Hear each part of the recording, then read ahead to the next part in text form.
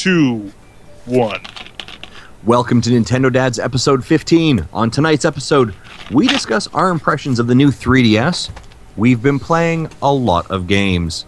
Zach Frankenstein's an Amiibo NFC, and Justin fights for his right to keep his Nintendo Network ID.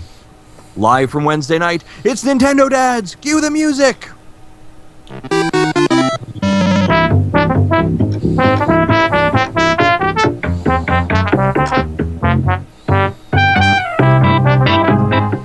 Hello, everyone, and welcome to another episode of the Nintendo Dads podcast. Tonight is February 18th, 2015.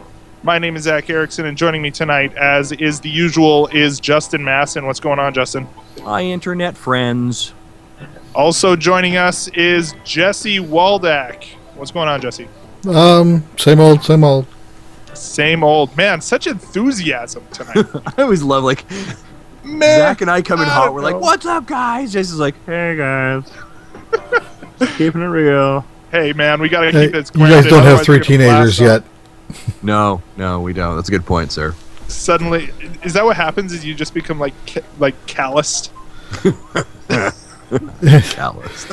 Literally, all three of my kids had different after-school activities going on, so I had to pick one up from after school, drop her off, and pick up my son who stayed after school, and then had to pick up my daughter from where I dropped her off, and then I was going to pick up my younger daughter, but I asked my wife on her way out from work if she can pick her up. Man, I am so glad that I have that to look forward to. Yeah, I feel like I did. I just We're getting to the point we can't wait for our kids to learn how to drive, which I thought like, I would please. never get to, but Please, we got take there. these keys to this speeding metal weapon and get out of my face. Awesome. You know what I hear everyone's doing nowadays? Driving. Right on. Well, hey, you know what else I hear lots of people are doing is playing games. What?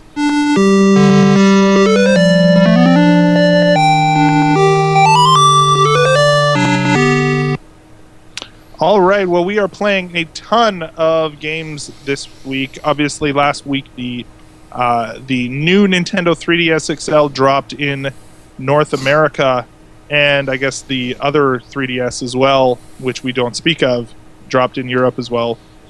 So the whole world now has the new 3DS, and we've been playing a ton of games for it.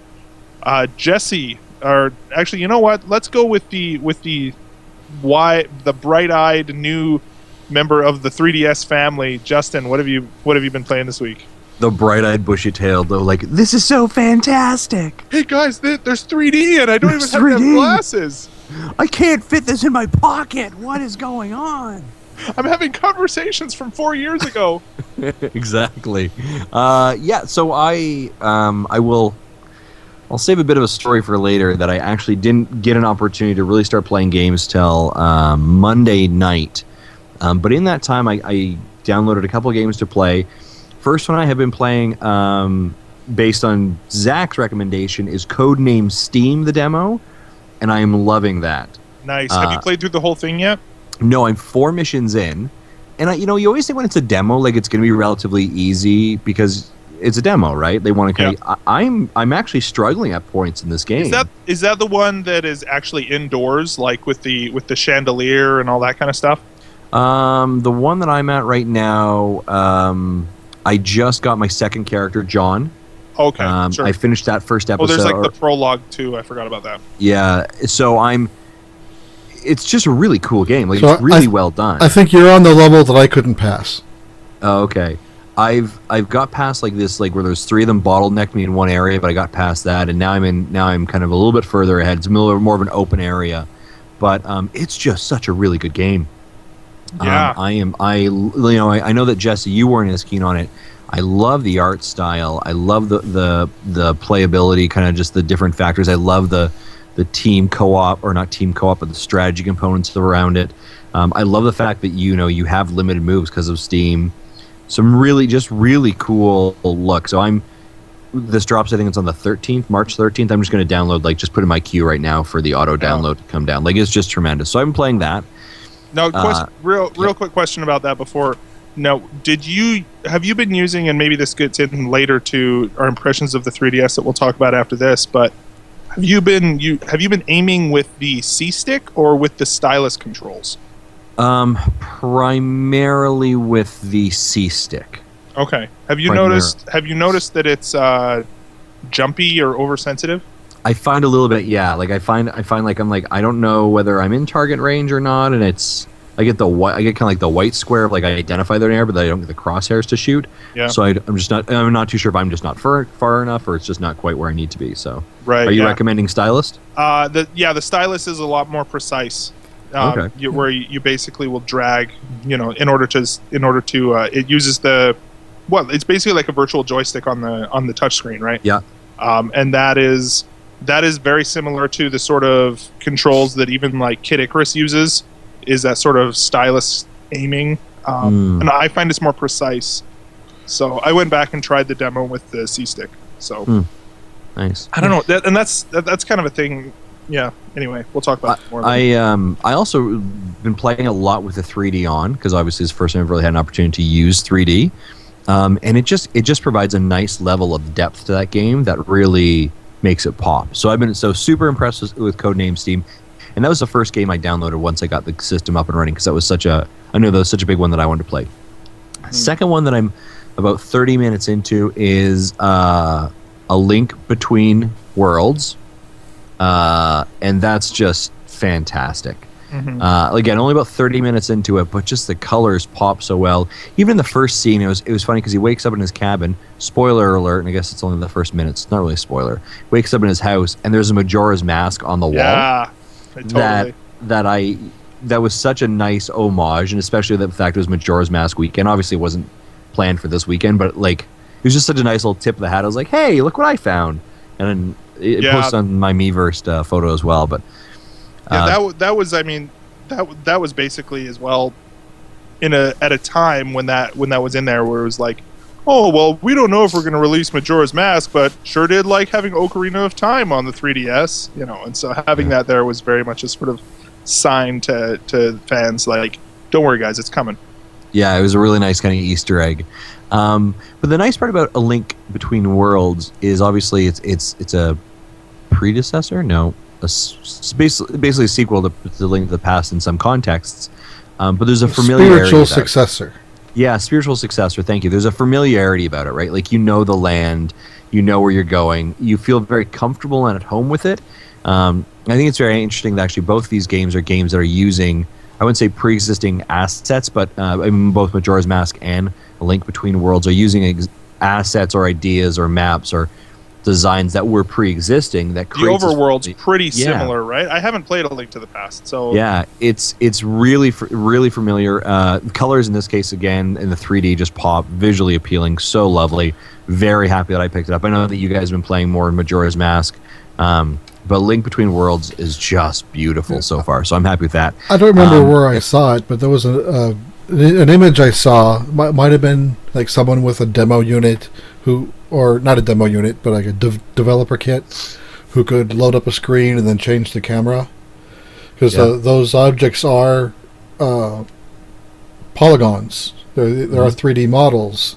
But in order to have the 3D effect the way it is, to look overhead, they're all like at a skewed angle, so they're standing. They're standing at about 45 degrees, looking up. Oh, really? So it's really awkward when you look at it from the side. Just in order to get that view to work with political graphics, but it was awesome. I picture that on Twitter this week. Yeah. So, and then the other one that I've been playing is Mighty Gunvolt. Now, this is... there are two games if you go to the eShop. There are Mighty Gunvolt and there's Mighty Striker Gunvolt. Mighty Gunvolt is, I think, $3.50. It's an 8-bit throwback, and it's designed and built by some of the team that was the Mega Man team. And it's also a tie-in. There are some tie-ins to the design team of the Mighty Number 9. And it has a very 8-bit feel to it. They gave this game away free for Mighty Number 9 backers. Yeah, exactly. So it's a great little... So you've played it then, Jesse, have you? The first one or two levels. Yeah, I mean it's very Mega Man. Like, I mean, the jump is Mega Man. The boss is Mega Man bosses. You know, they have to find the pattern on how to stop them. Like any game, the levels feel very familiar. So this is a really great kind of throwback game. Now I think, you know, something like Shovel Knight, you know, does that 8-bit retro feel so much better. But this is a nice, like, you know, for $3.50, this isn't a bad one to pick up. And I think especially as you're preparing for something like Mighty Number 9. And the interesting part about this one is that there's also DLC actually with it. So there's DLC levels that you can purchase later. I think those are also for like $3.50. So for the complete collective game is $7 or whatever. And I know that for a while, if you had bought Striker Gunvolt, the $16 one, this was actually bundled in for free for the first little bit as well. So really cool game. I'd recommend picking it up for $3.50. Not bad at all. And it's nice because you actually get to choose characters. So you can, at the very beginning of the levels or the game, choose between 3 characters. One of them is a girl. I think her name is Aurora. And then there's Gunvolt. And then there's Beck, who is the Mighty Number 9 character. Yeah, so, I was going to say, isn't Beck playable? Yeah, Beck is playable. So that was a really cool little thing. And again, for $3.50, you really can't go wrong with that. And it's a very small download as well. So those have been the games that I've been playing. Plus, I have been street passing, y'all. Yeah. Right on. I don't know Street Pass is awesome, dude. I don't really consider that playing, but that's such a little cool feature. There's one person I've been street passing a lot lately, and I don't know who she is. I don't know where we're meeting. She actually, you know, you street pass enough, you can start sending personalized messages. She actually asked me, "Where are we meeting?" And I'm like, "I don't know." That's so funny. Yeah, and you know, it's cool because like my family, I mean, my son has a 2DS now. My wife has a 3DS that she plays Picross and stuff like that on. And so I've got like, because especially in Find Me, right, like the sort of RPG-esque sort of adventure game there, as you street pass more, then you can get up to a level 7. And so instead of doing 1 damage when it attacks, when the character attacks, it does 7 damage. And so like every day I've got at least like 2 level 7s. There are a couple of people at work who I'll like just stash it in my pocket for Street Pass or whatever. And yeah, it's great. I love Street Pass. I actually own all of the DLC Street Pass games too that I used to play quite a bit, but now I'm like, I don't know. It's to the point now where if you actually buy all of them and try and play all of them every time you Street Pass, it's like a 20-minute sort of sit down and cycle through everything, and it takes forever. So yeah. I think I only play 2 out of the 4 of those extra games. But there's like that top-down shoot-'em-up game that's pretty cool. I don't like that one, and I don't. You don't like that one? I don't like the flower one either. I like the. I forget what it's called. The one when you're building an army in a castle. It's kind of like Risk. Yeah. Yeah, it's kind of similar to Risk or something. And the haunted house. The Luigi's Mansion type deal. I'm actually really excited. I don't know, Zach, if you're going to the Calgary Expo. Oh, dude, yeah. Yeah, I'm really excited. I'm just doing a 1-day pass, but I'm excited to go with my 3DS. I know it sounds really bad. No, you know, I took mine. I took mine a couple of years ago when I went, and there were a couple of times where I would sit down on a bench and I would have a full 10. You know, it'll max out at 10 street passes. So I'd clear my queue and get all the puzzle pieces and everything. And then it would be like, oh, you street pass with more people. And I'd go to the thing and there would be 10 more people lined up. Yeah. So like, it was crazy. Remind me when we talk about later about the network ID issue, about the remind me about the street pass issue I have as well. Okay. Yeah, when I was at E3 in 2011, you know, these things have only been out 2 months, and I had that same issue. You know, I get 10 street passes, I do the puzzle. Of course, back then that was all you could do with it. Then, oh, and they had the Find Me, you know, so I would do both of those. But you know, when I needed to take a break at E3, I would just do the puzzle. That's all I would do. You know, burn through puzzles, get 10 more, burn through puzzles, get 10 more. And by the end of E3 that year, I did have all of the puzzles completed at that time. Oh wow! And now, you know, I think I've only completed 2 puzzles ever since, and there's like 30 more puzzles. Nice. Right on. Well, hey, man, I'm excited that you're finally welcome to the family, Justin. Thank you. It's nice to be here. Very, very pleasant. Very. I'm really. It sounds bad. I'm really excited for like my next trip where I have to travel somewhere where I have to. Yeah. Where I get to take this and not the one that like. Yeah. Yeah. My biggest thing is that it is super easy to just lay in bed and like, oh crap, it's like 3 a.m. That actually happened to me last night. So, oh crap, it's 3 a.m. I have to work tomorrow. What am I doing with my life? Yeah, I may or may not have woke up my wife last night because I was playing Gunvolt. Yeah, just go to bed. Yeah. Yeah. Headphones, dude. No, it wasn't that. It was me clicking the Y button so fast. Oh, I was really? firing it against a boss. I was like, Oh, that's she's like, awesome. you suck. And I was like, I played Steam, or I played Codename Steam for like 40 minutes before she woke up. Because I had no sound for that, right? Yeah. Yeah. That's awesome. Well, right on. Jesse, I think you and I both are sharing the same game this week. And before we do that, I actually found this because I felt like a game like this, it needs to have the right mood. Mood is the right word for it.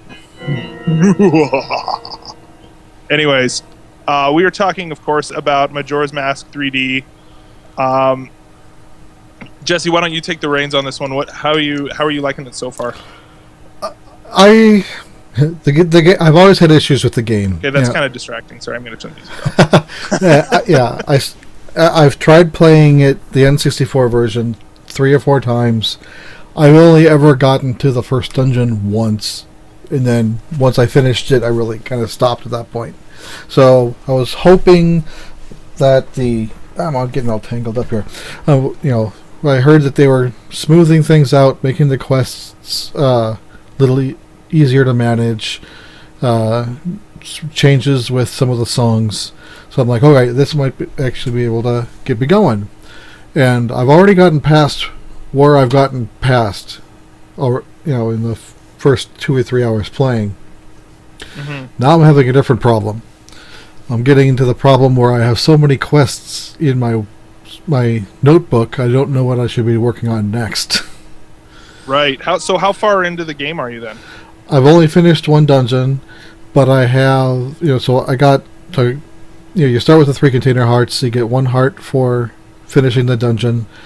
That's 4. I think I have 6 hearts right now. I've already picked up 8 of the pieces. I think there's like 24 in the game. Right. Okay. So So you've been doing a lot more side quest stuff then. I've been spending most of my time working on the quests, going through, going through the new notebook features, and one thing that's helping is the song where it moves you forward. Yeah. In the old game, it used to only bring you to the 6 o'clock or the midnights or or noon in 6-hour segments. Now you can move it to any time you want. So if you know there's an event going on at 2 in the afternoon, you can go right to that spot.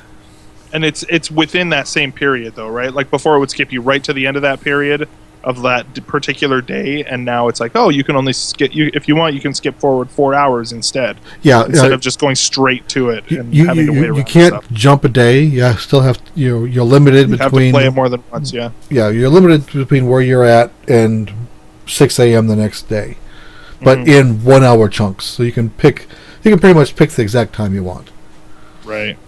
Yeah. No, I've been playing this game a ton, and I lately, I don't know what it is, but lately I've also as kind of like a side note, my wife has been working like evening shifts, and so after the kids go to bed, if there's one thing my wife hates, it's horror movies, like just scary movies in general. She hates watching them, and so lately, like, she goes to work, the kids are in bed, and I'll like stay up and watch like weird movies on Netflix or whatever. Like I watched The Shining the other day, and like, wow. I don't know, lots of like weird movies, just like that. I don't know what it is lately, but I've just kind of been on a horror kick, and so this is just hitting at like the perfect right time for me, where I'm like, man, this game is freaking creepy and weird, and I love it. There's so many. I actually checked my activity log, which, by the way, Justin, I don't know if you've discovered the activity log yet. I have. It's a terrifying thing. It's like I actually went and checked to see how much time I've logged into this game since Friday, and it is over 19 hours so far. Oh, wow. Yeah, I don't think I'm that far. I should check. I was like, I have finished the third temple, and I've been doing some of the side quest stuff, but it's mostly just been, just playing through the game and just enjoying it. It's so good just to kind of, just the mood of it, the music in it is so great, and so many of those, like there's this really weird quest that you once you discover the ranch. Have you seen this? You remember this quest, Jesse, at the ranch with the UFOs and stuff? I remember visiting the ranch in previous playthroughs, but I haven't actually found it yet in this one. Yeah, it's you unlock it. I think you unlock it after you beat the second. Once you unlock the Goron mask and you get like the big powder keg, basically, I think. But yeah, it's freaking weird. Like it reminds me of an episode of the X-Files, where it's just like, the ghosts or the aliens come and like abduct this. Spoiler alert, by the way. I guess that's kind of a given, but it's a 10-year-old game. But basically, like, there's this whole quest where you have to fend off aliens from abducting the cows, and then they're like, the girl gets abducted too, and then the aliens bring her back, and she's traumatized, and like, it's really dark. And I know that that's kind of the sort of consensus around the game is that it's super creepy. What are we saying here? 9 hours? Yeah, dude. Here, in my defense, I had like, I don't know. Again, my wife's been working evenings, and so I just like curl up with Majora's Mask and creep myself out. But yeah, it's just so good. I really enjoy that game a lot. So I'm gonna let you know I've put that on my wish list. Yeah. Majora's Mask on my wish list for games. Have you played it at all, Justin? Like, did you play it in the N64 days? No, I didn't. But like I said, I have it on the Wii U, or on the Wii, on my Wii U in the Wii Virtual Mod console area from purchasing it. But even from when I played the kind of the little bit of the hands-on a couple of weeks ago at Toys R Us, I was pretty impressed with it. And obviously, I've been watching a lot, as we have to, as Nintendo commentarier or. Commentariers? Commentariers? That's not a word. Is that a breed of dog? Sounds like a dog that got lost. Come here, commentariers. Oh, man. That's the next Nintendogs game. Commentariers brought to you on the 3DU. We every show I can sneak it in there without fail. Yeah, but I've been watching a lot of YouTube and a lot of the other websites reviews and discussions about it. It looks really good, but I really wanted to jump into Link Between Worlds first. But I think that's the right choice. Frankly, like it is nice to play a remake, but Link Between Worlds is just so good. I love that game. Yeah, but I have got it. I mean, you can see it right here. Boom, she's in my wish list. Nice, very cool. So yeah, do you have anything else to add? I guess the one thing that I would add about that is that from the N64 version to the 3DS version, there have been a couple of changes in controls that are a little bit weird that I think some reviews have noticed or mentioned. For example, with the Goron suit, initially in the Nintendo 64 version, he has that sort of rolling move. Oh, I just bumped my mic there. The rolling move that he has, where you like roll and then eventually you get spikes. In the Nintendo 64 version, you would hold down, I think it was the A button or something, and as long as you were holding down that button, you would roll, and as soon as you would let go, then you would stop rolling.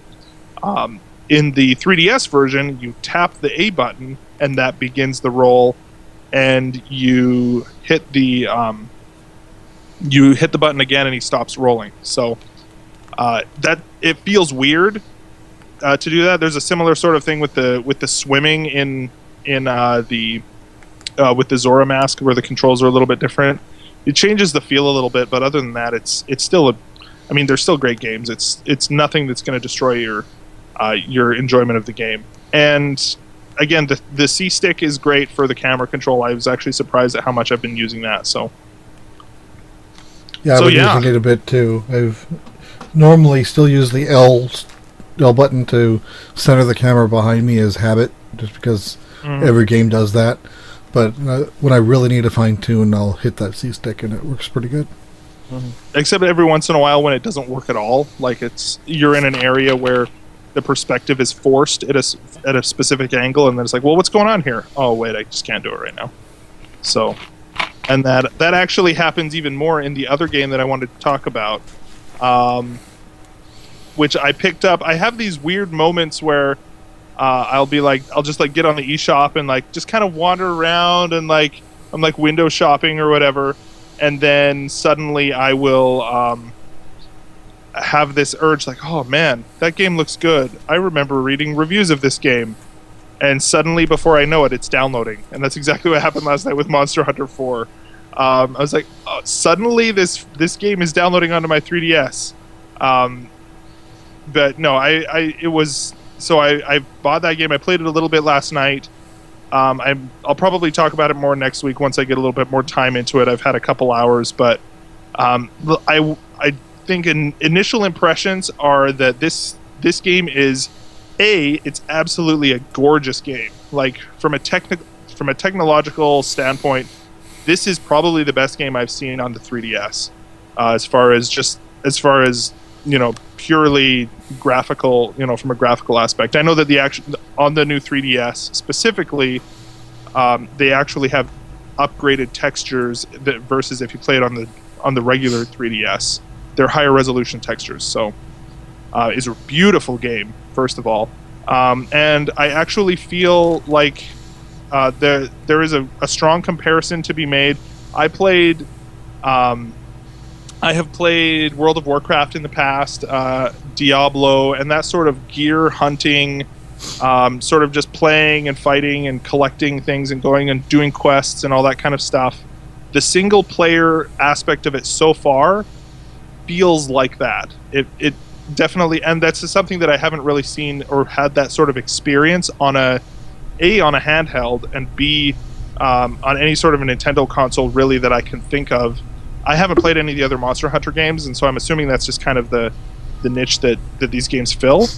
But it's definitely a lot of fun so far, and I'm looking forward to trying all the different weapon types as well. There's a lot of different.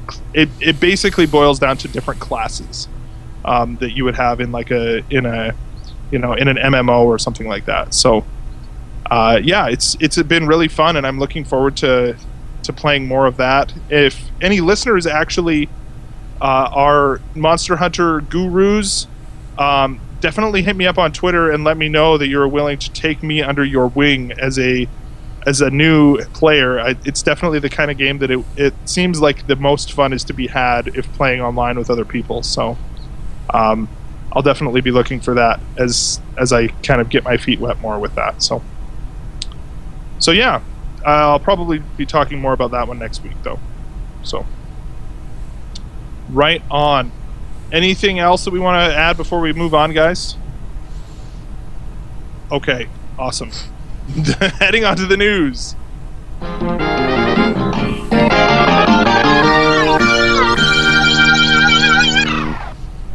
All right, so heading up with the news.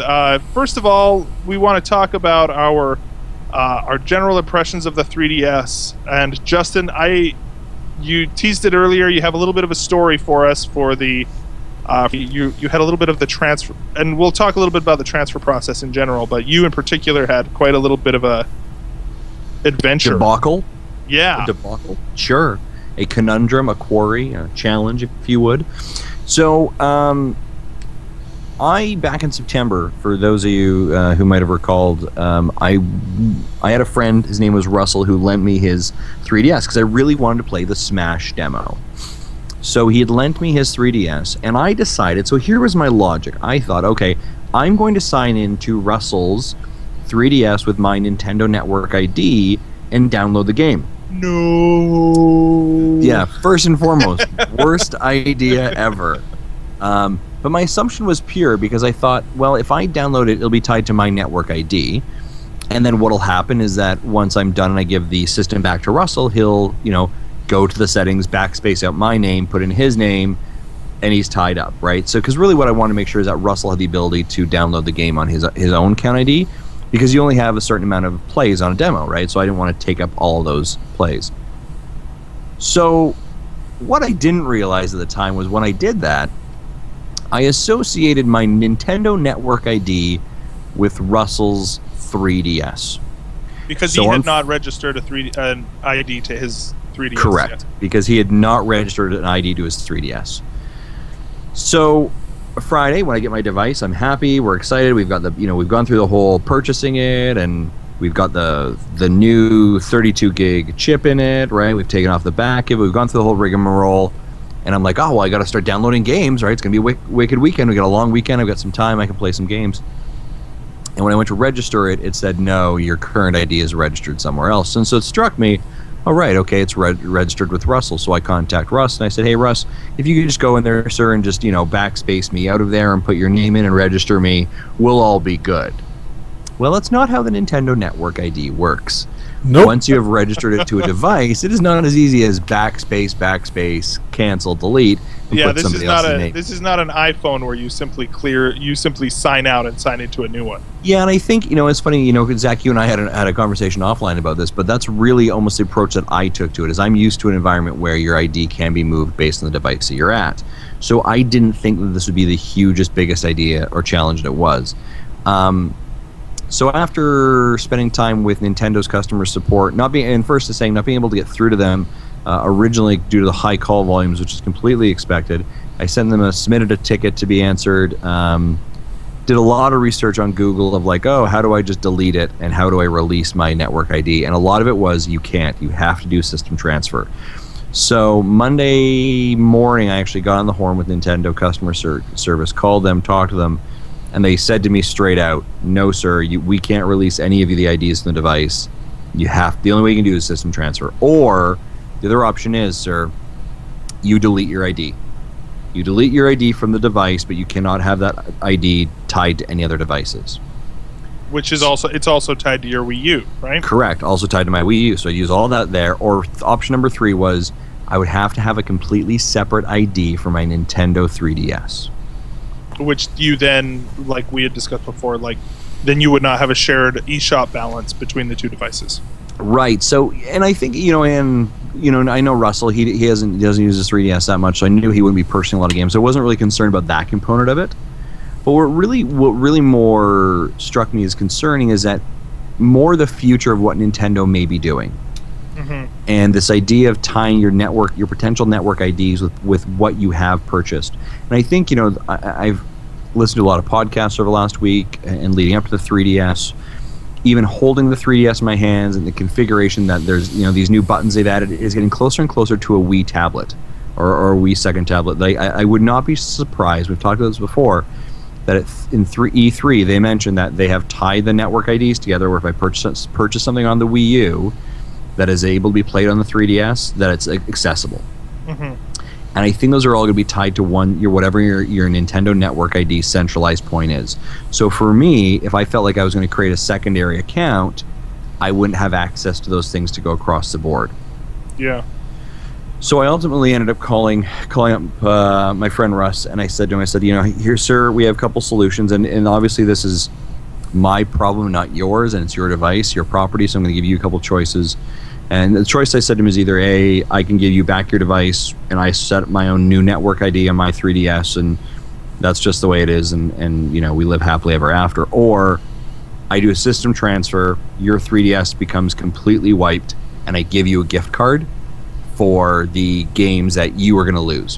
Which games did he have, by the way? So what he had is he had the original NES, Super Mario for the NES. Mm-hmm. So I priced that out as $5 in the eShop. He had Rusty's Real Steel Baseball, which is free. Mm-hmm. Had he bought any of the other mini games or anything like that? He had bought some of the mini games, correct, through the Street Pass area, and he had Four Swords Zelda: The Anniversary Edition because he was part of the Ambassador program. Oh, wait! He was part of the Ambassador program? Yeah, I believe so. Yeah, Four Swords wasn't an ambassador Four Swords game. wasn't an ambassador, but it was just wasn't it? It was just a free game that they had for a limited time once they turned on eShop. Oh, okay, sorry. So then he got that as well. I was going to say, if he's an ambassador, then that's a whole new bag worse. of cats. Or Yeah. So sorry. Then he had that. So I mean, I went in there and did a quick price quote of like how much that would have cost. Which I don't think you right? can buy that. No, you can't. I went and checked. So I gave him those options, and he felt it was fine to do the transfer. So in the transfer, I acquired a couple things. I did acquire Super Mario for the NES or NES version. I acquired Zelda's or Four Swords. I acquired Rusty's Real Steel Baseball. And I also acquired all of his Street Pass data. Oh, wow. All of it. So, like, how many of the puzzles did he have? A lot of them. Wow, that's kind So of if I open up Street Pass right now, bear with me 1 second here. And I actually, and here's the challenge: is that I like the idea of Street Pass, but now I feel like some of the surprises have been ruined because he has them, right? Mm-hmm. So if I look at this right now, and it's interesting when we talked about Street Pass.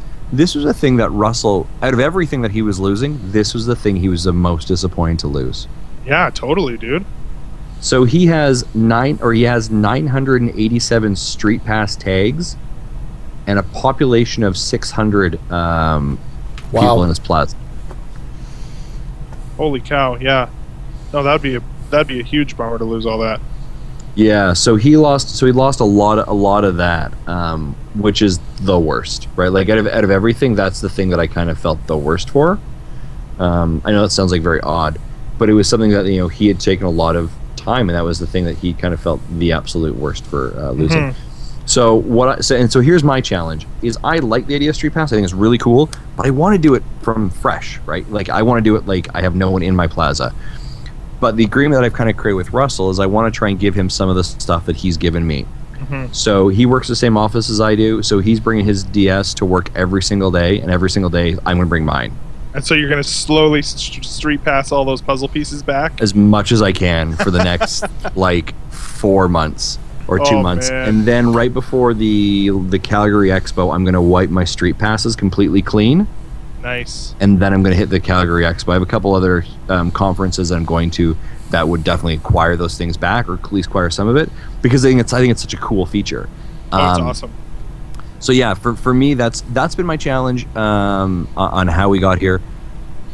Nintendo Network idea, I wish it was much more like Apple's, and that was the assumption that I made. And you know what? That is a perfectly reasonable assumption to make, because literally everybody else does it that way. Microsoft does it that way with the Xbox. I mean, if you buy a new Xbox, you don't have to transfer, right? You probably have to transfer the save data, I would assume.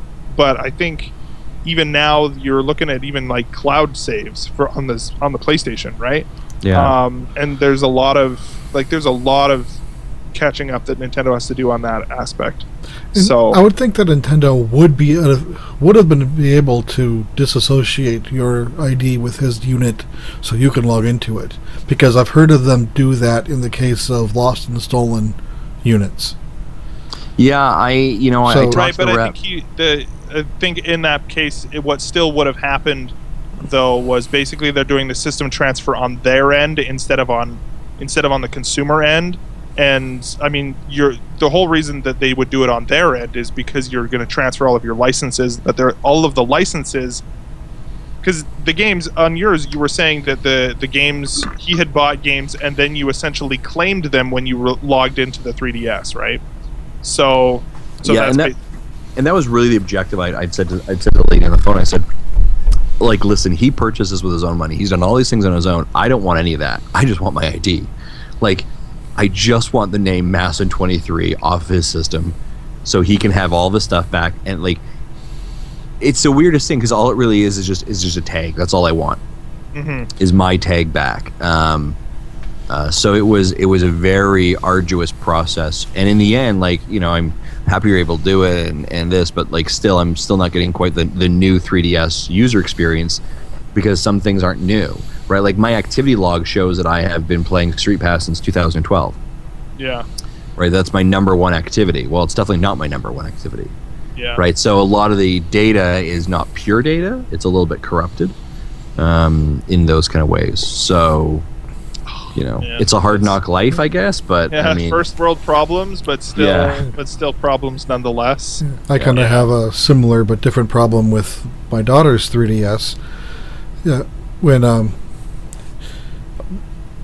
So I bought, I think it was Zach Erickson's old 3DS when he got it in XL. Not Zach Erickson, it's Zach, not you. Neil? Zach Miller. Oh, okay. Yeah, it was his old 3DS. It was factory wiped when I got it. So we set it up for my youngest daughter. She put a nickname on it, and then since then we bought a few games on it. We have Pokemon X on it, and she's got a crap ton of hours in it. We have Art Academy. We have Mario Party. I think those are the 3 games installed on it. So I got a hold of an extra code for Flipnote Studio 3D that I was going to install on her system. But I go to the eShop and it says put in your passcode, your password for your Nintendo Network ID. But the problem is, it's not her Nintendo Network ID; it's someone else's.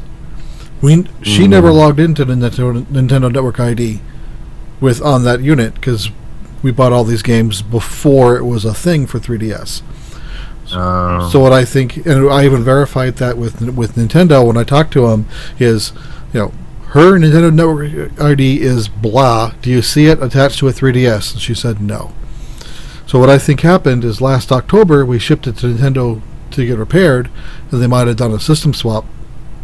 And somehow in that process got the old ID from the old system.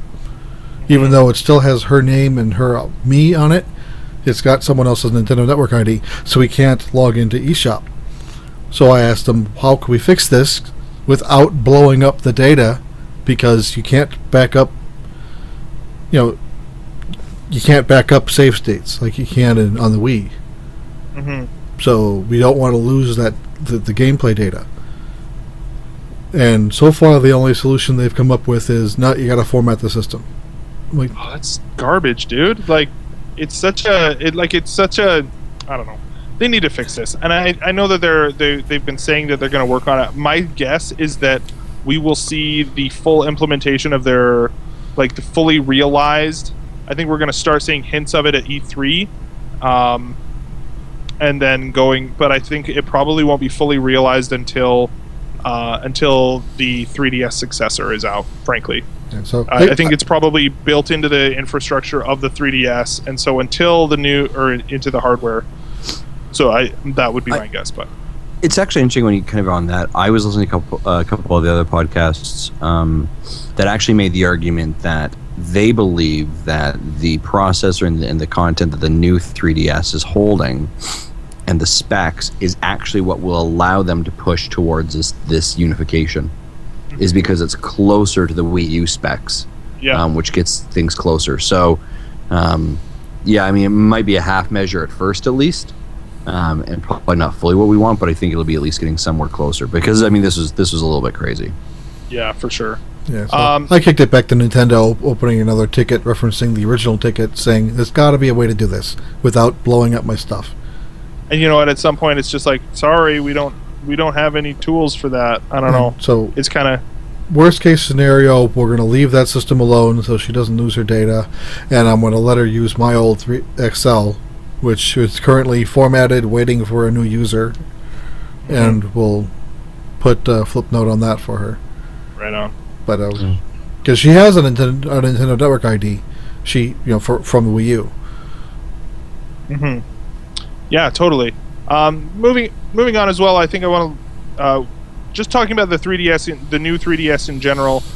We kind of started talking a little bit about the transfer process for you, Justin. Obviously, there was a transfer.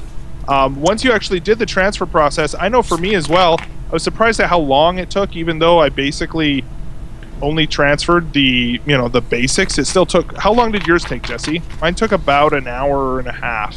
Did you guys do computer or did you Wi-Fi? I did it through computer.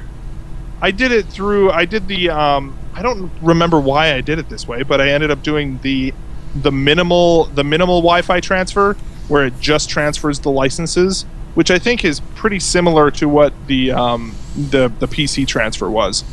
But I did the over Wi-Fi, but it was just the licenses, and I think it may have transferred like save data and stuff like that too. But save data isn't really that big, so. But it took quite a while. Yeah, I because was surprised. save data, I think, depending on the game, is either installed on the system. Sometimes it's on the SD card, but DSiWare is installed on the system. That doesn't go to SD. So when I did the PC transfer, so before it would let me get to the point where I take out the SD cards and move them to a computer, it would transfer over the the DSiWare over the network. So that had, I think, 15 apps, that alone took 20 minutes. So and then I had 16 gigs on my SD card. It was half full. So it took about an hour each way to copy the stuff from the SD card to the computer, and another hour to copy it back to the new SD card. Yeah, so the whole process took probably 3 to 4 hours. Yeah, it's a pretty obscene process, and I think that it's pretty easy in a situation like that where you have that long of a process going on that you're going to lose something. And I know I've heard people having nightmare things where they lost all their save data and all that kind of stuff. But that, I think we were kind of expecting. So I didn't lose anything. Yeah, I didn't either. Actually, I was surprised. The next thing, as far as other things that starting out, as far as other things, maybe I feel like we're being really down on Nintendo right now with all of this sort of stuff. And having said all of that, like, is there anything else that we don't really like? I know for me, when I took the back panel off, I had seen things from like IGN where it's like, oh, it makes this really bad crack sound when you open it up, but don't worry, it's okay. I am here to tell you, no, it's not okay. If it cracks, that is a bad thing. As I was removing the back, I kept a close eye on where the contact points were. So I didn't just kind of rip the whole back off. I took care to put pressure exactly where I needed it on those points, so it wouldn't snap the whole thing in half. Yeah, but there was eight. I think there was 8 pressure points on there, keeping it on. Looking at this, like, I unscrewed it, and it's got the spots where you use the stylus to pry up the sides and all that kind of stuff. And I was doing that, and I was doing fine, and then suddenly I hear this terrible crack noise, and I look down, and there are 2 specific tabs right on either side of the headphone jack, right? Where they kind of slide into place and lock in there, and there is now, I can actually see it right now, there is a little bit of a strain, like a plastic stress. You know how plastic will turn white when it gets bent too far. Just barely visible if you see it, it's definitely there, where one of those tabs was just bent a little bit while I was doing it. Drives me crazy. But yeah, so be careful, everybody, when you're doing that change there. So but other than that, I mean, it was a pretty simple, changeover there. It was just that for whatever reason, I just wasn't very careful with it, and I should have been. But kind of sad, but oh well. I wonder if we'll be able to register our systems with the new legacy, with the new, not legacy, with the new reward program that they're gonna unveil. Mm-hmm. Yeah, hopefully there's some sort of like. We can't use these for Club Nintendo. Yeah, like the serial number, you mean? Yeah. Yeah, no, I agree. That would be interesting. Other things that I particularly don't like, we were talking a little bit before the show about the 3D. Justin, you were saying that you were having a hard time with the 3D face tracking. I know that me personally, if I'm kind of a hat guy, like I sometimes just like a baseball cap or whatever, I'll just wear it to work or whatever if I'm too lazy to do my hair. I don't know. I'm in a pretty casual work environment. But I've noticed if I'm wearing a hat, I have to turn my hat backwards and get my game face on, and then it will track properly. But if I'm wearing it with the brim forward, then it doesn't track very well. So you were saying you were having troubles with that too, Justin. Yeah, I've had a couple cases. Like last night when I was laying in bed playing, I was finding it was kind of kicking a little bit, and I figured, okay, well, it's probably, Jesse made the point of maybe the low light, for example.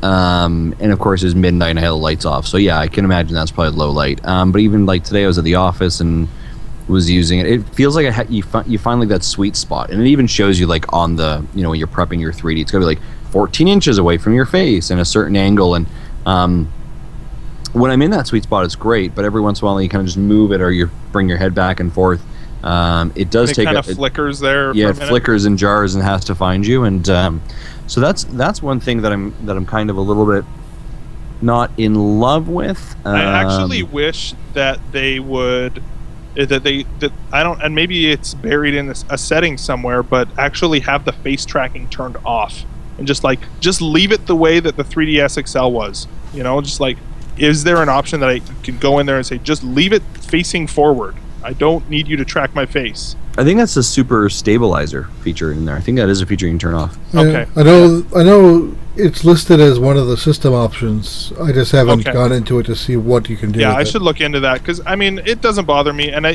think the thing is that I've noticed is that if it in low light conditions specifically, like, were you playing, like, was it pitch black, Justin, or was it? Oh yeah, it was the room was completely dark. I just turned on my 3DS. Okay, yeah. So I don't know. I mean, like the little red light that you see when the 3D's turned on as well, that you see on the top there. Yeah, I think it may just be having a hard time in the super dark conditions, but you may also have. I mean, another thing I've noticed is that the auto brightness is a little bit like too excited about changing. Mhm. You know what? Wow, you got like, what's going on over there? Yeah, there's a. Yeah, it's almost like a little bit too eager to change the brightness. I actually turned the auto brightness off. I was like, forget it, just get out of, just stop. I've noticed that too. I like cranking it up. Because if I was sitting on the couch and there isn't a light above me, but there's a light to the left and a light to the right. So depending on just even shifting, modified the brightness enough for it Yeah. to dim and bring up. Like, Yeah, and I really like to crank up the brightness on mine too. It looks really good. Even if I'm laying in bed, I'll like crank up the brightness just to get a little bit more of the color. Burn out your retinas. Yeah, exactly. Just to make sure that my wife can't sleep when she's laying next to me. I'm more than can you turn down the brightness on that? But yeah, no, and so I turned that off too. But it was, I mean, it's a nice feature. It's just something that I personally don't need. But as far as the actual hardware itself, like, man, this thing, first of all, it feels so much nicer. I love it just feels like a better piece of hardware compared to the original XL. I just love it. It feels great in your hands, and it's super fast. Like, I played some Smash Brothers as well, and man, that thing boots up super fast. There's no real lag. Well, there's still some lag, and that was one thing, is that while I was playing Monster Hunter, I wanted to take a screenshot of like my dude and the Mario cat that I had there, and post it to Miiverse. And it still took a little bit of time for Miiverse to boot up, but it was definitely not like the 45-second load time that it was before. So it's definitely a huge improvement for that as well. So what about you guys? Anything else you like, don't like? I'll just say right off the bat, I love it. Like, yeah. I'm super happy and impressed with it. Now again, I'm moving from the DSi Lite or DS Lightware, so I mean, you could basically give me a cardboard box and I probably would have been happy. But no, you know, Viewfinder. Yeah, Viewfinder, and like, oh, it's Mario. Oh, this is great. It's 3D. yeah, but you came from the system that I skipped. I went from the DS Fat to the DSi. Yeah. Well, I mean, this is the thing. Right? We're complaining about, like, oh my gosh, the 3D isn't as stable as I want it to be, guys. It's like, we're not wearing glasses, 3D glasses, so shut up. Yeah. Right? So, you know, I'm super impressed with it. I think probably the only quarrel I would have, and this sounds like it's probably the funniest quarrel that sounds stupid, is it's almost too big. Oh, it totally is. Yeah. Like, I put it in my jacket today, and I have like a North Face jacket, pretty much a nice little bomber. I get a lot of attention at the Tim Hortons with it. Oh my gosh, dude. But I threw it in my pocket. Must have been a Canadian joke, because I don't get it. Oh, no, it was. Okay, sorry, I'm like dying over here. And so, yeah, no, we were just at Tim Hortons, and the waitress or whatever, not even waitress, you know, the hostess was like, that is a really nice jacket. It must keep you really warm. I was like, yeah, I guess. It looks good. I was like, all right. Like, this is like the most like standard generic North Face. Like, everyone and their dog in Canada has this jacket. Oh my gosh. I'm like kind of a literally tearing up over here. That's hilarious. But the biggest challenge I have with it is actually its size. Oh yeah, and, totally. And it's like putting it you can't put it in your pants pocket, and throwing your jacket looks like you're going to kill a man with it. The only other challenge I kind of have with it is actually my finger placing of it, because of the way the back bumpers are on the L, ZL, ZR, and R button. The kind of like how that fits when you're playing like with the C stick and everything else. So that's kind of an like your hands are a little bit almost too strained to get all the way around it. I find that comfortable spot on how to play. But I mean, other than that, I mean, I love like I was thinking originally, like if I didn't have a Wii and I was just like, oh, I have I'm gonna pick up a system, I might just pick like a Wii U. I might have just picked up a 3DS and stopped there, because it's such a great portable device. I'm so impressed and happy with it. I can't, and I think the back panel issue. I think you're definitely right. Is there some things like wrong with it? Yeah, like for one, guys, if you're requiring me to take off a back panel, give me the screwdriver to use the back panel, take it off with. Yeah, for real. The AC adapter should have been included. We should have had more choices than red and black, and Monster Hunter or Majora. And those shouldn't have been so damn limited. Yeah, but like when you boil it down to like the fundamentals of the machine actually working and doing what it does, yeah, it is wicked sweet. I'm super impressed with it. So, and I haven't even tried stuff like the NFC chip yet. But I mean, yeah, it's blazing fast, and I thought it was wicked. So, right on, man. The one thing I do wish though is like our friends list, because I had to re-register you guys as friends. Like if it's tied to my Nintendo Network ID, it should take the network ID of Nintendo people that I have on my Wii U list and cross-reference and be like, oh, they also have a 3DS. Bang, they're there. Yeah, no, that was another thing, and that was the friends list, or the Nintendo Network ID is an afterthought on the 3DS. It didn't launch with the Nintendo Network ID, and so again, it may just be. There's also Nintendo is really protective of their younger audience as well, and so I think part of it on the Wii U, if you follow somebody on the Miiverse, if you follow somebody on Miiverse, then you can request to be their friend if you're on if you're on Wii U. If you're on the 3DS, you cannot request to follow, or you cannot request to be somebody's friend on the system. And they're very strict about policing. Hey guys, add me. This is my friend code. If you post that on Miiverse, it will be taken down. So like they're pretty active at like protecting younger gamers from stuff like that. And it is a hassle though to like have to take a picture of your, like what we did basically, where take a picture of it and text it to all your friends and that kind of thing. Did that link that I give you work? Yeah, it did. Thanks very much, by the way, Jesse. I appreciate that. So you should have a friend request for me if you haven't already. He wouldn't know though. Is the thing, because you can't actually send requests. It's it's just registering the number. You right? just register the number, and unless the other side registers you, it just sits there, does nothing. Yeah. So that's weird. So I entered your information first before you entered mine, so it's sitting in there and idle. So when next time I go into my friends list, it should just say, "You're now friends with Justin." Yeah. Also, I love the theme package.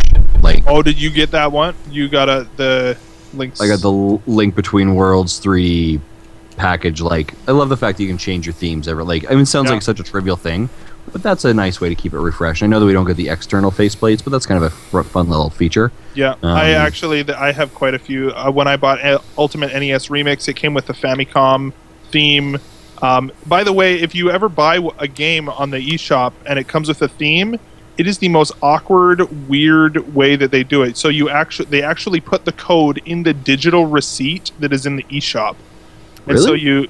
So like I actually had to go back and you go through your purchase history and say view the receipt, and you like scroll down through all of like the text that nobody ever reads, and it has the code right there. And so I like took a picture on my phone and then put it in. It happened just yesterday because I bought the Monster Hunter. If you buy Monster Hunter 4 Ultimate, it comes with the theme as well. So interesting. So yeah, I've got quite a few themes actually. I was going to say, speaking of themes, Codename Steam theme. I'm willing to bet you. Oh, dude, Say that 10 times fast. By the way, I know it's not in our notes, but can we just talk for a brief second about that new Codename Steam trailer with the Abraham Lincoln Steam mech and how ridiculous that is? That's it looks like ridiculous in a good over way. the top. Yeah, but it's over top in what the world they've created is like. Yep, that sounds about right. Yeah, exactly. It's like it had like this wonderful sort of like, I kind of got the same feeling out of it as I did from like Power Rangers, sort of like huge ridiculous robots, like very Japanese but also steampunk, steampunk American style. Mhm. Yeah, it was just great. It was so good. I'm really that was something that was like actually surprised me that was coming from that. It was seeing the gameplay of the huge mechs fighting. Yeah, that was something I didn't even conceive of before seeing that trailer. So I think that we're going to be really pleasantly surprised from that game. Oh, absolutely. So, but final thoughts. Just a tremendous system. So happy and so impressed with it. And it's that thing that now kind of in the morning I get up and I grab my cell phone and I grab this and I throw this in my messenger bag as I'm going. Yep. Right, and it's at lunch. I'll pop it out and I'll play. At lunch today I played about 45 minutes of the demo and cleared out 2 of my street passes. And you're like, all right, well that's it, and throw it back in. So yeah, and there is no feeling quite like grabbing your 3DS and looking at it and seeing the little green light, and you're like, yes, I've got something good waiting for me, right? Yeah. Even if it's just like, it's such the littlest thing, and some street pass functionality in some games that are around. Did you get the gold pants, Reggie? I did. Oh, I don't. What think was I he did. I think wearing on his head? He was wearing It was the Epona hat. Oh, duh! I'm like, Yeah, why it are was you an wearing a Epona. horse? That makes no sense. Yeah, But I guess it was the Epona hat. it makes for sense Majora's now. Mask. yeah, I got that one stock as well. I think I have 3 Reggies now. Yeah, I transferred one of them to my Mii Maker, I think, because of Tamagotchi Life. But right on. Cool. So let's move on from the new 3DS and talk a little bit about the investor briefing. There wasn't a ton that came out from this. Now, of course, this was postponed a few weeks. It was supposed to happen in January, but Iwata became sick, and so he had a fever or something apparently, and so they With some more postponed. cowbell. Yep, exactly. So the only prescription was a postponed investor briefing. Basically, just a little bit of news that came out of that. First of all, a lot of people were expecting they were going to talk about their quality of life platform or their expanded licensing initiatives. Neither of those things were talked about, although they said that they were planning on talking about them, and they should be able to talk about them soon. So basically the next time they have their investor briefing, which would be when? Do you know, Jesse, off the top of your head? No. Like when they would have it again? I imagine it would be. Is it every quarter or every 6 months? every 6 months, isn't They're usually quarterly. Because the end of the fiscal year for Nintendo is end of March, so I'd imagine Yeah, I think they had it second in or third week in October. April. I think they had it in October or something like that last time. So we should be hearing about their quality of life and their expanded licensing thing soon. That's all they really said. They teased some unannounced games, talked some stats that we kind of won't get into. One thing that was interesting is they were only expecting to have 4 what they call double million sellers. So I'm assuming that means 2 million or above sellers in 2014, and they ended up having 6, which was kind of interesting for 3DS. And then they talked a lot about amiibos and sort of amiibo and the fact that one funny thing that they mentioned was, some of the amiibo that have completely sold out and are going for auctions online at premium prices. This was something we did not expect. And they're like, really? Like, Really? You didn't- they're completely caught off guard by the fact that people were selling these on eBay for really high prices. Which reminds me, let's see how much see how much Majora's 3DS costs. Yeah, so let me tell you, dude. Yeah, I can tell you about that because I'm one of those annoying scalpers, maybe. I managed to get a pre-order in and then decided to fund my purchase of the new 3DS with getting that one instead. Getting a regular one. Anyway. Holy crap. Yeah, they... One auction for the Japanese model It's advertised as 60 sold. I'm like, you are You mega jerk. scalper. Yeah, seriously. So talking about Amiibo, they said that they are, again, reiterated the fact that they are planning on bringing cards later this year, which from a gameplay functionality standpoint, I think is a great idea. I think that yes, you do want to have the collectible figures, but if you are going to rely upon these Amiibos to attract people for the games like Codename Steam, for example, frankly, I'm a little bit annoyed that I can't get a Marth Amiibo to play in Codename Steam. You know, it's something that I would enjoy having if I could find one, but I don't want to spend any more than the regular price for it. But you do have an Ike. I do have an Ike, and that's awesome, and I'm really excited for that. But the prospect of them having the card Amiibo, I think, is a great idea if they really want the gameplay functionality of that to move forward. And until they can do that, I don't think it's going to really be as successful on the gameplay side as they want it to be. And they also talked about the virtual console trials for Amiibo, and so that is something that is apparently going to be coming. I think they even said before E3. Like, we could be seeing this very soon. Yeah, and it sounds like this is just merely a patch that they have to put in. Yeah, and I don't know if it's a patch or if it's like an app, because the way that they described it in the presentation was basically they made some sort of a reference to that it will have the same sort of feel as changing out an NES cartridge. So when you take one Amiibo and put it on there, then there's some sort of visual representation of taking out a cartridge and putting a new one in. And so my guess is that it's going to be a standalone app or a standalone sort of download that you can get for free. And you would just put the Amiibo on there, and it would be interactive with Amiibo. Although I've thought for a while that they really should just have a virtual console app that you can just use, have in-app purchases for all of your virtual console stuff, but I doubt that's what they're going to do here. Probably just be an Amiibo trial sort of app there is kind of the thing. And again, we're going to be seeing that pretty soon. So yeah, that's the basic briefing from that. The main news also that they mentioned that they are planning on doing single runs of Amiibo, which is something that apparently they weren't doing before. I don't know, but they're saying, and what we suspect is that's probably something like what has been announced or leaked, that the gold Mario that we talked about a couple of weeks ago is a Walmart exclusive, which is super not fun for collectors and things like that. So I wonder where the silver Mario is and whose exclusive that is. Well, if Walmart is gold, then what's silver? Target? Target? See, Target. There's no Target in Canada anymore. So then what? I don't think that's going to matter to them. EB Games. Oh, GameStop. Oh, dude. Yeah.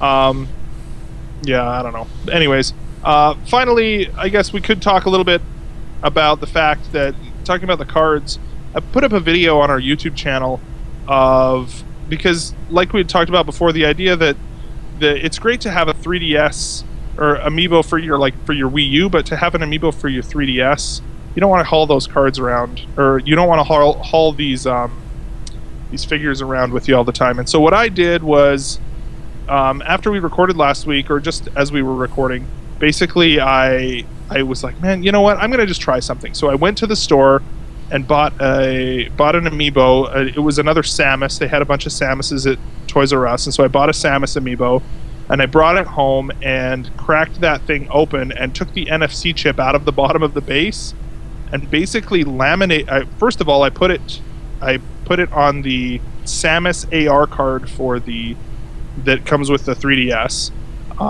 and then just drew like a little picture custom art thing on a piece of paper and just laminated the whole thing. So now I have like a wallet-sized Amiibo card that I've been carrying around with me. You can check out our YouTube channel if you want to see exactly how that works, but how to get it out. But it was actually surprisingly easy to get it out. You just have to be careful not to damage it as you access it through the bottom.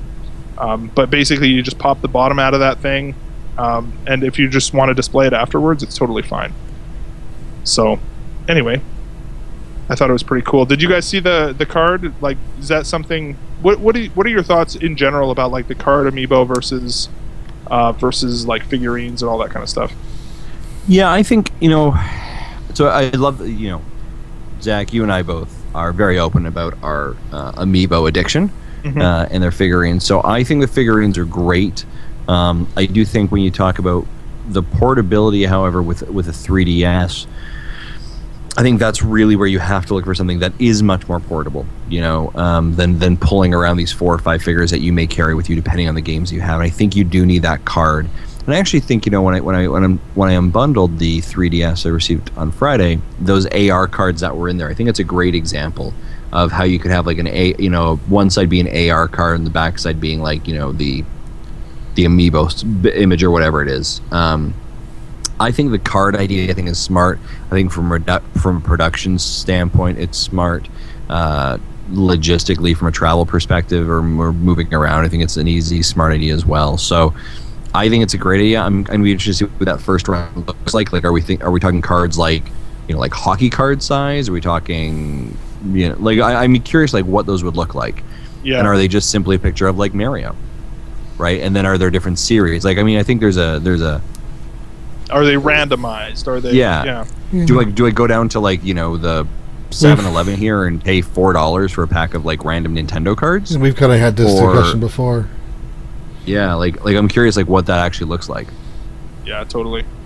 I definitely am looking forward to it. I'm a big sort of collectible card thing fan, but I don't know. It's fun. It's fun now to be able to I'm sitting at on my break at work or whatever. I'm like, I'm going to train my amiibo a little bit and like pull out my card and just kind of play a little bit and stuff like that. It's pretty fun. So, well, that'd be interesting if it was cross-functional between, right? So imagine if you have your Mario figurine amiibo tied to your Wii U Smash, and you have the exact same figurine ID tied to a card. So it was actually the same Mario. Oh yeah, that would be interesting. Because isn't that how it works right now with your actual like, if you have a Mario for the Wii U Smash that you've been training to like level 50, and you import him into the 3DS Smash, he comes in with that level 50 and all the.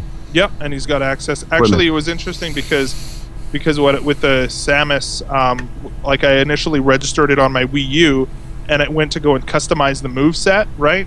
And I hadn't unlocked any of the moveset or the custom moves for Samus on the Wii U.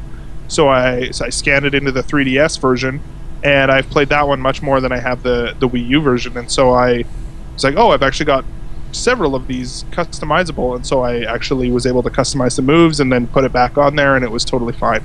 So it definitely transfers back and forth between the Wii U and the 3DS. So definitely, it's a very cool idea. I wouldn't be shocked if in the future you see the amiibos come with a card as well, like the statues. Yeah, although I wonder if because you're saving it on one particular amiibo, like you can't really. It would have to come basically with 2 amiibos at that point then. Yeah, I guess good point. So like it would basically be the equivalent of 2 figures, like whether it's in a chip or in a card, right? So yeah. Anyways, so that's the investor briefing. Not a whole lot of new information coming out of it, but kind of cool.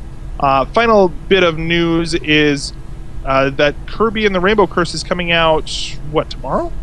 Probably Friday? Yeah. So Friday, Kirby and the Rainbow Curse comes out. It's kind of getting, 75, 70, something like 74 that? 74 on the Metacritic, yeah. We're hearing, kind of like, yeah, it's all right. It's not a bad game. It's pretty good. It's just that you have to play the whole thing from the gamepad. Yep. It's the biggest quarrel.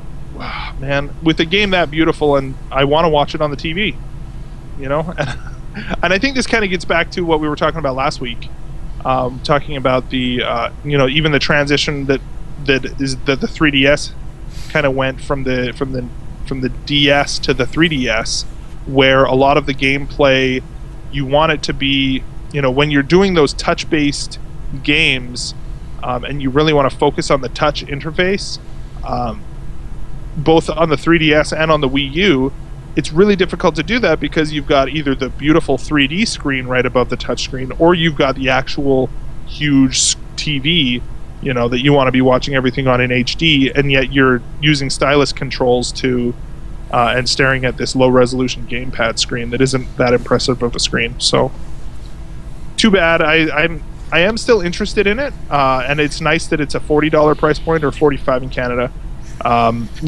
It is a lower price point, and I think that was a good move by Nintendo. So we'll definitely see. Are either of you guys planning on picking this one up?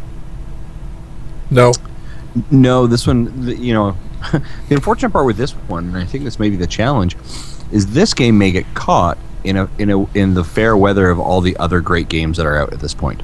Yeah. And either that are currently out or are very close in the pipeline that are coming out, right? And if you kind of like, well, for all of us, we all have limited budgets by which we can spend money on gaming and stuff like this because we have families and jobs and stuff like that. That unfortunately, this is probably a number 7 or 8 that I pick up on that list of 10 of the top 10s. The challenge for it, though, is I think when we talk about especially family and gaming, this looks like a beautiful game to play with kids. Totally. The colors are vibrant. It doesn't look too difficult. It's interactive got a great with the touch stylus. multiplayer aspect to it as well.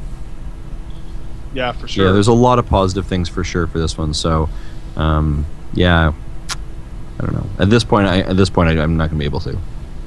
Yeah. Right on. Well, let's head on.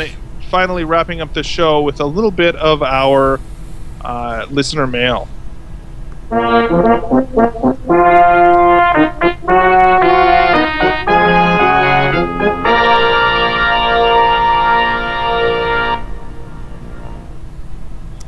All right, Justin, what do we have for listener mail this week? Yeah, so what we have, bear with me one second here, is we actually got a message from Brett. And Brett, bear with me. Come on, computer. You're going to freeze, aren't you? Sorry, guys. Hold on a second. This is the worst. I lost my Google Doc. It's shut down. Let's vamp. So Brett, let's actually just talk about Brett first and foremost.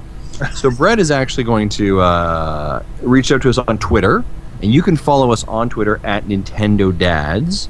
But what he did was he reached out and said, "Hey guys, did you know that Pokemon Shuffle is out today? It's free to play. The game is easy. I'm not sure. I'm sure it's going to get more difficult. Hoping you use eShop purchasing stuff. So yeah, so Pokemon Shuffle. Now this was a game that they had talked about back in early January.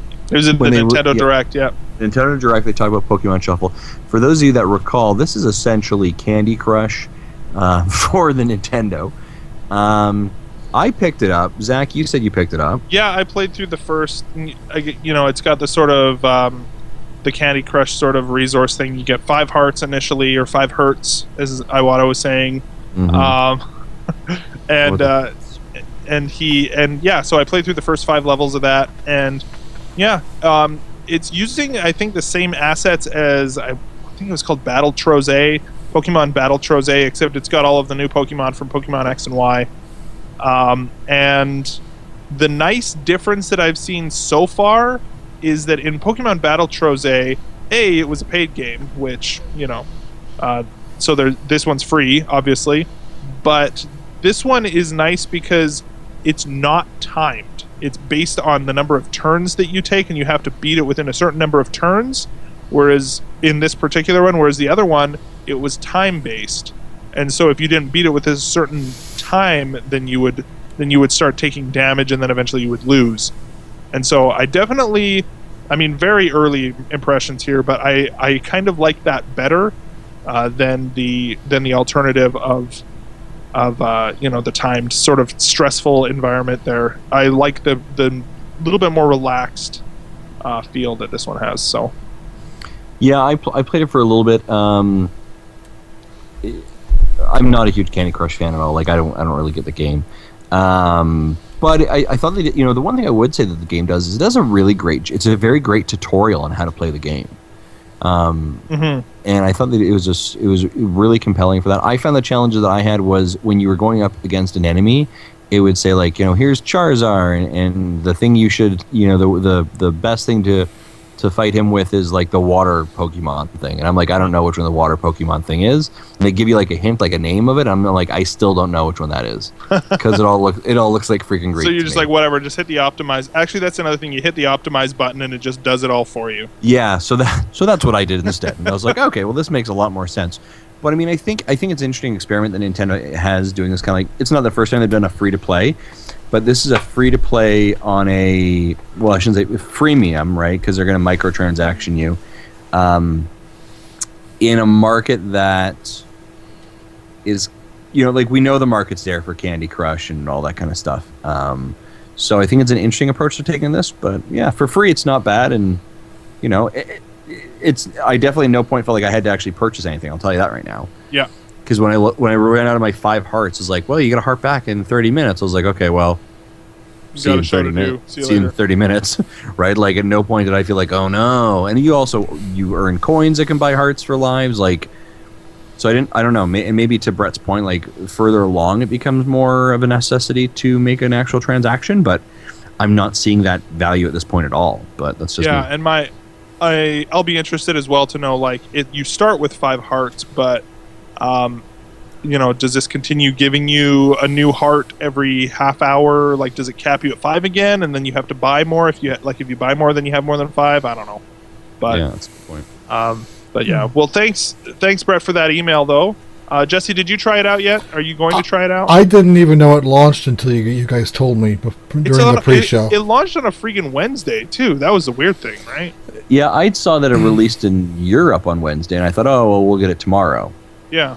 Nope, today. Normally when I play a 3DS game, I don't ever kill it. I just shut the lid and put it aside, and then come back to it the next day. So my 9 hours that I showed you in the log of Majora says it's been 9 hours in one play session. Oh wow! So yeah, I haven't gone back. I haven't exited the menu until today when I went to look at the log. So yeah, so that's crazy. Sorry, taking a bit of a brief tangent off that. Another thing I really love about the 3DS when you're speaking of downloading or closing it is the download later function. Totally. That is amazing. You can queue up 10 games, and then when you're going to bed or whatever, you put in you close a lid on it, and then the next morning they're all there. That's fantastic. That wasn't the thing initially. They patched that in later. Like maybe that's freaking brilliant. Yeah, it used to be that you would have to sit there and watch the little beads fall into the box every time you downloaded. Which wasn't so bad initially because the games weren't that large yet. I don't think they had a game bigger than a gig yet, but now they've got 3 gig games. Yeah, and that was one thing that I was going to mention is Monster Hunter 4 is 2.5 gigs, and it downloaded in like 30 minutes. 45 minutes, something like that. It was crazy fast. So definitely that would have taken... I probably would have taken twice as long to do on the old 3DS. So Zach, because you've done some of the ones where you've done the pre-install, right? I haven't done 3DS? Pre-install on the 3DS. I've done it on the Wii U, but I haven't done it on the 3DS. I was going to ask, if you do a pre-install on the 3DS, if I go to bed, at 10 o'clock at night, and my thing's shut, it's in sleep mode. In theory, the next morning, should I wake up and my pre-install game's already there? I haven't seen pre-installed games on the 3DS yet. I thought that existed. I'm not sure if it does. Maybe it does. I thought that was only on 2 or 3 select Wii U games. I don't think it happened. I don't on think 3DS they've done it yet. for the 3DS yet. Oh, okay. And the way the 3DS patches is different than the way Wii U patches, so I'm not even sure if it would work. Of course it is.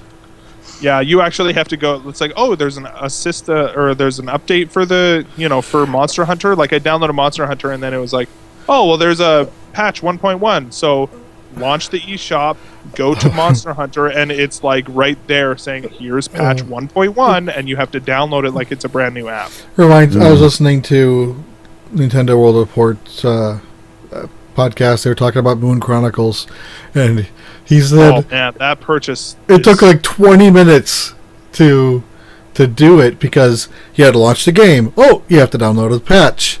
So exit the game, go to eShop, download the patch, exit eShop, go back to the game to install it, and then now you have the choice to go to DLC, which you have to do from the game, which then goes back into eShop."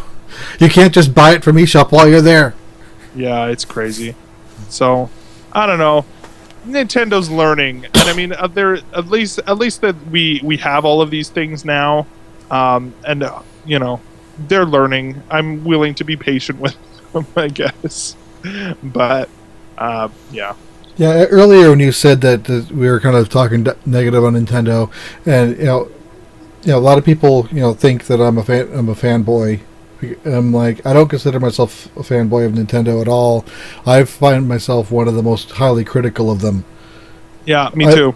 I think there's a difference. Fanboys will just say yes, everything they do is perfect, but no, I'm like, no. Yeah, I'm the first to say when they screwed up. Yeah, and I think that actually is more of a sort of a statement of, you could do so much better, and we can, like, there's so much potential there, and when Nintendo knocks it out of the park, it's amazing, and then so I think it just makes it that much more frustrating when it's we see these imperfections and whatnot. And they stumble on the things that have been done right so many times in the past. Exactly. That's right, the problem. Totally. So, Justin, what do we have here just at the end? Yeah. So this is interesting. Kind of got me thinking. Actually got me a little bit thinking about kind of Brett's comments above as well. So when Brett had actually, I had seen him on Twitter mention that he's actually in pickup Kirby and the Rainbow Curse probably this Friday. I asked him on Twitter, I said, hey, Brett, could you, sir, call into our show using our voicemail, which we're going to talk about in a little bit, and leave a voicemail, just a quick review, like less than 3 minutes. What was your review? And we'd love to play on the show. Which actually kind of got me thinking about Luke Lore's comment last week when he mentioned Armello to us. And actually even commented on Twitter today. He's like, hey, have any of you guys on the Nintendo Dads podcast had a chance to pick it up? My response is, no, we haven't. And he kind of made the joke of like, what, you guys have kids and families and jobs? Like, come on, seriously. And we kind of laughed about it. And it was a good point that, we are people who, we have full-time jobs. We have some of us have other part-time jobs. We have kids that we're raising. We have families that we're committed to, education that we're pursuing. So sometimes we don't get a chance to play as many games as we want to play.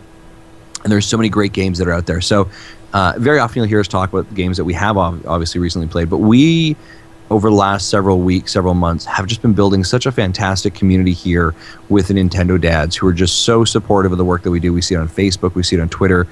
We see it on all the stuff that we do, that we'd kind of like to actually open up this door a little bit more and say that if there's a game that you have played, kind of like Luke did and like Brett's going to be doing, that you really like and that you want to, maybe you really like, maybe you sort of don't even like it at all, but you're like, I should warn people about this, feel free to, either let us know on Facebook, Twitter, but we'd love, we'd like to hear from you actually. You listen to us every single week. We'd love to hear from you by using the voicemail where you can call in at 929-25 and dads, and we're going to talk, but we're going to give that number later. But we'd love for if you guys you guys find those games that you like, you don't like, send us in a voicemail clip with the review.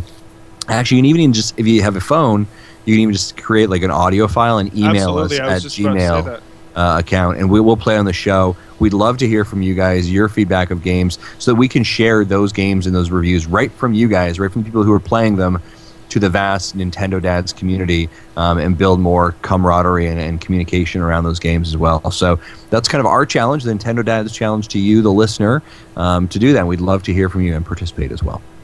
Absolutely awesome, yeah, and yeah, just kind of echoing what you said, Justin. If you are wanting to do something even a little bit more, if you've got a knack for the sort of audio production or something, and you want to put in a little bit of fancy editing and music or whatever, like, we could have segments, that we'd play in breaks and things like that, or at the end of the show, we could do that too. So if you've got any ideas for anything that you would want to do, please send us an email on nintendodads@gmail.com or contact us on the various social media outlets. So let's cue up our final music here as we round out the show. Here we go. There it is. Beauty. So yeah, thanks to everybody for listening to us this week. As we've said in the past, you can follow us on all of the social medias at Nintendo Dads. That's Twitter, Facebook, Instagram, Google+, twitch.tv/Nintendo Dads. You can email us at nintendodads@gmail.com. Call and leave us a voicemail. 929-25-NDADS. That's 929-256-3237. Big thanks to OC Remix for our music that we use, both our intros and outros. And thank you once again to Carter Johnson for providing our amazing artwork, megacarter.tumblr.com. And, of course, head over to iTunes and leave us a review over there. You can download and subscribe over on iTunes, Stitcher, and, of course, vgtribune.com. Any final words as we head out tonight, guys? No, I guess not. I tried to think of something witty and nothing came out. Right. No, I think the biggest thing that we'd say is, guys, this is amazing. We're at our 15th episode, and thank you guys very much for your support. We are amazed by the support and the love that we see every single week on both the downloads that you're bringing down, the sharing that you're doing on social media, the reaching out to us. So thank you guys very much. This show, we started, we didn't know who would really listen, if anyone would, and we're 15 episodes in, and just the response that we're getting is tremendous. So thank you guys very much for this. We appreciate it. Absolutely. Yeah, for sure. And I guess my final words would be, you've met a terrible fate, haven't you? Said the Happy Mask Salesman. Wow. Well done. Well done, sir. All right. See you guys next week. Bye-bye.